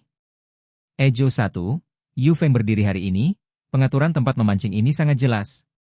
Yu Feng melirik obrolan publik di layar ponselnya dan berbisik, Halo semuanya, ini Yufeng Outdoor Fishing Live. Hari ini kami berada di Dongxia Village Black Pit untuk melakukan siaran memancing yang sebenarnya. Aturan lama masih sama, siaran baru saja dimulai. Teman-teman, tolong bantu bagikan streamingnya. Kita akan mulai memancing dalam waktu kurang dari 10 menit. Sebelum para penonton di ruang siaran langsung sempat bereaksi, Li Chungen yang duduk di sampingnya mulai gelisah. Sialan, bro, lu siaran langsung pakai drone ya? Apa merek ini? Sangat sepi. Sambil berbicara, Li Chungen berdiri dan mencoba menyentuh drone yang melayang di depannya. Hati-hati. Yu Feng belum pernah melihat orang seceroboh ini, mengulurkan tangan untuk mengambil drone berbaling-baling 4. Ini bukan baling-baling plastik yang ditemukan pada mainan murah yang dijual berbentuk kotak. Drone itu kuat, dan jika jarinya menyentuh bilah rotor, pasti akan ada darah. Tidak apa-apa, aku hanya melihat-lihat, kata Li Chungen acuh tak acuh, sambil terus mengulurkan tangan untuk mengambilnya. Perangkat penyiaran langsung memiliki perlindungan penginderaan otomatis, dan setelah mendeteksi tangan yang mendekat, ia secara otomatis naik sekitar 1 meter. Melihat Li Chungen bertindak sembrono, Yu Feng merasa sedikit tidak senang. Bab 150. Mulai merangkul. Bung, ada apa? Sudah kubilang jangan menyentuhnya, tapi kau sengaja mengulurkan tangan. Siapa yang akan bertanggung jawab jika Yelun terluka? Yu Feng tidak dapat menahan diri untuk berbicara dengan sedikit lebih keras saat melihat betapa cerobohnya orang ini. Kenapa ribut-ribut? Itu hanya drone yang jelek. Saya sudah bosan dengan benda itu bertahun-tahun yang lalu. Apa yang bisa dipamerkan? Baling-balingnya terbuat dari plastik, tidak akan melukai tanganmu, balas Li Chungen dengan sikap sok tahu dan acuh tak acuh. Dari nada suaranya, terdengar nada arogan. Yu Feng menatapnya dan tidak mau repot-repot meneruskan pertengkaran itu, dia memalingkan kepalanya dalam diam. Sementara itu, ruang siaran langsung gempar. Drone itu terbang setinggi 1 meter, dan sudut yang ditransmisikan ke platform streaming langsung terlihat sangat aneh, membuat para pemirsa merasa tidak nyaman. Sepertinya ada orang di samping mereka yang mencoba menyentuh drone tersebut, tanpa sengaja memicu mekanisme penghindaran otomatis dan melemparkannya ke atas. Siapa yang berbicara di sampingmu? Nada bicaranya terdengar sangat sombong. Bisakah saudara Feng menyesuaikan sudutnya? Sungguh canggung seperti itu. Canggung 1. Dengan sekelompok orang di ruang streaming langsung yang menyebutnya canggung, Yu Feng tidak punya pilihan selain mengendalikan drone kembali ke ketinggian normal. Kalau saja orang tersebut adalah orang yang sedikit lebih dapat diandalkan, setelah diingatkan untuk tidak mengutak-atiknya selama siaran langsung, mereka pasti tidak akan menyentuh gadget itu lagi meskipun mendarat. Namun pikiran Li Chungen sedikit berbeda dari orang normal. Dia mengulurkan tangan lagi untuk meraih sesuatu. Hal ini menyebabkan drone secara otomatis naik 1 meter lagi, membuat sudut siaran langsung menjadi canggung sekali lagi. Setelah 2 kali interupsi, Yu Feng merasakan gelombang kemarahan dan berkata terus terang, "Ada apa denganmu? Jangan sentuh barang-barangku. Tidakkah kau lihat aku sedang melakukan siaran langsung? Apakah kamu mendengarku?" Sambil marah dalam hati dan berbicara lebih keras dari biasanya, banyak pemancing lain yang mendengarnya menoleh ke arah mereka. Kali ini Li Chungen merasa malu. Dia tidak punya banyak hal untuk dilakukan setiap hari selain bermain-main, dan dia tidak terbiasa dimarahi dengan tidak sopan. Lagi pula, itu hanya sebuah drone, meskipun itu model terbaru dari DJI, harganya hanya lebih dari 10.000 yuan. Kalaupun rusak, yang perlu dilakukan hanyalah mengganti sejumlah uang. Jika rusak, aku akan membelikanmu yang baru. Saya tidak kekurangan uang itu. Itu hanya untuk bermain-main. Apa yang kau ributkan, memamerkan drone jelekmu itu? Kata Li Chungen, bola matanya hampir keluar. Yu Feng pernah bertemu dengan orang yang tidak tahu berterima kasih sebelumnya, tetapi belum pernah melihat orang yang tidak tahu berterima kasih seperti ini. Dia tidak dapat membayangkan dalam keluarga macam apa si idiot ini tumbuh, seolah-olah seluruh dunia berputar di sekelilingnya. Berurusan dengan orang asing tanpa sedikit pun sopan santun dasar. Uangmu milikmu, barangku milikku. Sudah kubilang aku sedang siaran langsung, dan aku tidak akan mengganggumu dengan apapun. Fokus saja pada memancing, dan jangan menimbulkan masalah bagi orang lain. Aku peringatkan kau untuk terakhir kalinya, kalau kau terus main-main, keadaan akan jadi buruk. Yu Feng mengeluarkan ultimatum terakhirnya. Setelah berkata demikian, Yu Feng mengatur ulang posisi drone, memastikannya pada ketinggian yang tidak dapat dijangkau oleh orang kebanyakan, lalu mundur sekitar 3 atau 4 meter dan mengatur sudutnya agar tidak terlalu canggung, dan membiarkannya melayang di udara. Setelah dimarahi habis-habisan oleh Yu Feng, Li Chungen jadi malu. Tetapi karena dia memang salah, dia tidak bisa marah. Melihat Yu Feng berpaling dan mengabaikannya, Li Chungen hanya duduk kembali di tempat pemancingannya, diliputi amarah. Setelah si idiot itu akhirnya tenang, Yu Feng perlahan-lahan menenangkan pikirannya dan mulai berinteraksi dengan lembut dengan teman-temannya di ruang streaming langsung. Tempat pemancingannya ramai, jadi sudutnya diatur seperti ini untuk sementara. Anda dapat melihat kendaraan hias dan tindakan saya. Itulah yang terbaik yang dapat saya lakukan dalam situasi ini. Mohon bersabar, semuanya. Mulut si idiot tadi bau. Dia berbicara seolah-olah dia punya banyak uang. Apakah ini tentang uang? Jelas dia tidak cukup sering ditampar wajahnya saat keluar. Tepat sekali, kalau aku jadi dia, aku pasti sudah menamparnya. Kakak Feng, kamu terlalu sabar. Jangan mulai drama, oke? Nikmati saja memancingnya. Ada 1 menit tersisa sebelum kita mulai. Tangan kanan Yu Feng bertumpu pada tongkat pancing cenging 7H sepanjang 4,5 meter, dan dia sudah bersiap untuk mulai memancing. Hanya dalam 1 menit, semuanya sudah pada tempatnya. He Wenlong berseru, mulai memancing. Masih kesal dengan insiden pesawat tak berawak itu, Li Chungen marah besar dalam hati. Sialan, itu cuma mainan rusak yang jadi sombong. Tunggu saja sampai aku membungkammu dan memastikan kau tidak menangkap seekor ikan pun, pikirnya dalam hati, karena posisinya tepat di sebelah teman-temannya. Yu Feng tahu bahwa ada banyak ikan di sekitar tepian area pemancingan yang luas, jadi setelah memulai, ia hanya secara simbolis membuat 2 bola umpan sebelum mulai bergantian memancing dengan cacing kain dan cacing merah. Sementara Yu Feng relatif konservatif, pendekatan Li Chungen sangat tidak terkendali. Pada awalnya, ia menembakkan lebih dari 10 bola umpan dengan kulit timahnya, lalu dilanjutkan dengan rentetan lose powder. Setelah mengamati pembukaan umpan sebelumnya, Yu Feng menilai bahwa keterampilan orang ini cukup rata-rata. Sambil mengamati umpan dan lemparannya, penilaian Yu Feng sekali lagi terbukti. Lose powder ceroboh dalam melempar umpan. Kadang-kadang, lemparannya gagal mencapai air, malah mendarat di kakinya sendiri. Di samping teknik pemancingan yang bermasalah, dasar-dasar castingnya juga buruk. 1 kali lemparan ke sini, 1 kali lemparan ke sana, sehingga area luas di depannya menjadi tempat pemancingannya, dengan titik-titik yang tersebar di mana-mana. Metode umpan yang asal-asalan ini merupakan hal yang tabu dalam kompetisi memancing setelah dimulai. Awalnya tempat pemancingan itu berisi banyak ikan, namun karena melempar bola umpan secara sembarangan, ikan-ikan yang terkumpul pun tersebar. Selain itu, karena umpan disebarkan terlalu luas, pengumpulan ikan pun terganggu, sehingga umpan menjadi tidak efisien, kesalahan besar. Dalam semenit setelah memulai, pelampung Yu Feng mulai bergerak. Ia menukik mendekati dasar, sebuah kecupan ringan menghentikannya sebentar, lalu sebuah celupan kuat menandakan umpan telah dimakan. Dengan jentikan pergelangan tangan dan mengangkat tongkat pancing, ia berhasil menangkap ikan itu. Lengan bawahnya mengerahkan tenaga dan berhasil mengenai ikan itu. Ini adalah pertarungan nyata pertama Cenging, dan sensasi pukulan tongkat itu melebihi ekspektasi. Ujungnya sangat fleksibel, namun tulang belakangnya luar biasa kuat, dan batang pancingnya sangat ringan, yang membuat sensasi mengaitkan dan mengendalikan ikan tak tertandingi. Hanya butuh 1 putaran agar ikan itu segera terangkat ke permukaan oleh kekuatan tongkat pancing, meluncur melintasi air kembali kepadanya, tangkapan yang aman. Memancing telah dimulai. Melihat Yu Feng menangkap ikan, Li Chungen di sampingnya menjadi sedikit cemas. Ia sudah memasang umpan di banyak tempat, namun tetangganya lah yang pertama kali berhasil mendapatkan ikan. Li Chungen memancing untuk kesenangan, tidak terlalu peduli dengan kuantitas. Uang dari ikan yang dikembalikannya tidak menjadi perhatiannya. Ikan mungkin opsional, tetapi ia harus menyelamatkan mukanya.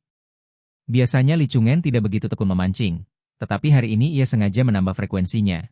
Namun Yu Feng tetap berhasil mendapatkan ikan terlebih dahulu. Yu Feng mengabaikan semua gangguan ini. Melalui beberapa percobaan, dia sudah membuat penilaian dasar.